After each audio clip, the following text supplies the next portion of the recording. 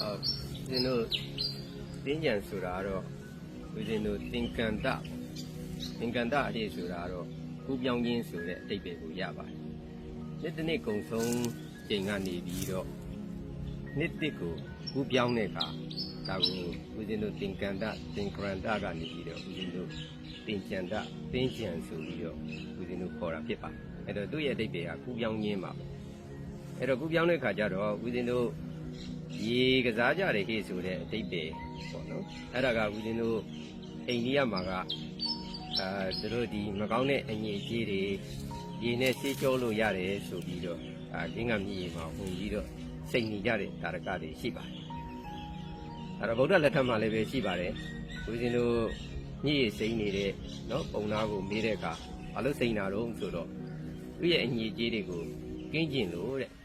စိတ်အညစ်အကြေးတွေအကုသိုလ်အညစ်အကြေးတွေအပြစ်တွေကင်းကျင်လို့ဆိုတော့အဲ့ဒီမှာမြို့သမီးကနော်ဒီနာရဘိန်တထင်းရမြို့သမီးကအဲ့ဒီလိုဒါရေစိမ့်လို့အညစ်အကြေးတွေကင်းတယ်အကုသိုလ်တွေကင်းတယ်ဟဲ့ဆိုရင်ရေထဲမှာနေတဲ့လိတ်တွေငါးတွေကပိုးပြီးတော့အညစ်အကြေးအကုသိုလ်တွေကင်းရမှာပေါ့အဲ့တော့ဦးဇင်းတို့တကယ်အညစ်အကြေးကိုကင်းဖို့ဟဲ့ဆိုတာရေနဲ့ဆေးလို့မရပါဘူးရေဟာအပြင်ကကြီးညော်တွေအညစ်အကြေးကိုပဲဆေးလို့ရပါစိတ်ရဲ့အညစ်အကြေးကိုကြတော့စိတ်နဲ့ပဲပြန်ပြီးတော့ဆေးကြောရပါတယ်ဒါကြောင့်မလို့ဦးဇင်းတို့နှစ်တစ်နှစ်မှာဥပြောင်းခြင်းမှာဦးဇင်းတို့အရေးကြီးဆုံးကတော့ငါတို့နှစ်ဟောင်းမှာငါတို့ဘယ်လိုဒီကုံဆုံးခဲ့ကြတယ်လေနော်အဲ့တော့ဒီအမှားတွေကိုငါတို့ဘယ်လိုမျိုးနောက်ထပ်မကျူးလွန်မင်းနဲ့အမှန်နေနဲ့သွားကြမလဲဦးဇင်းတို့ရဲ့တိုင်းပြည်ကြီးဟာ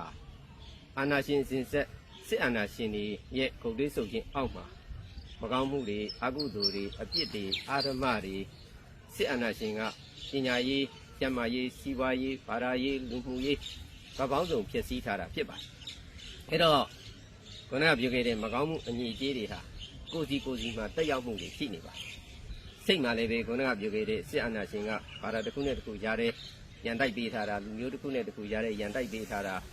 အမုန်းတရားတွေဟာဒေါသအညစ်အကြေးတွေပါအာဏာတွေကိုမတရားဆုပ်ကင်ထားပြီးတော့ကိုမရတဲ့ပြည်သူချုပ်ချအာဏာကိုမတရားဆုပ်ကင်ထားတာဟာလည်းပဲဒါဟာလောဘအညစ်အကြေးပါပဲဦးဇင်းတို့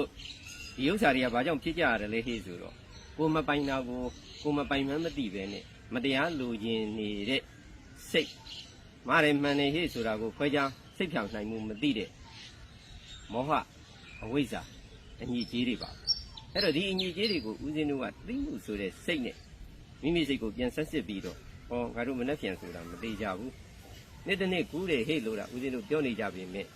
တစ်စက္ကန့်ပြီးတစ်စက္ကန့်ကူးနေကြတာတစ်မိနစ်ပြီးတစ်မိနစ်ကူးနေကြတာတနာရီပြီးတနာရီကူးနေကြတာအဲ့တော့တနာရီကနေတနာရီ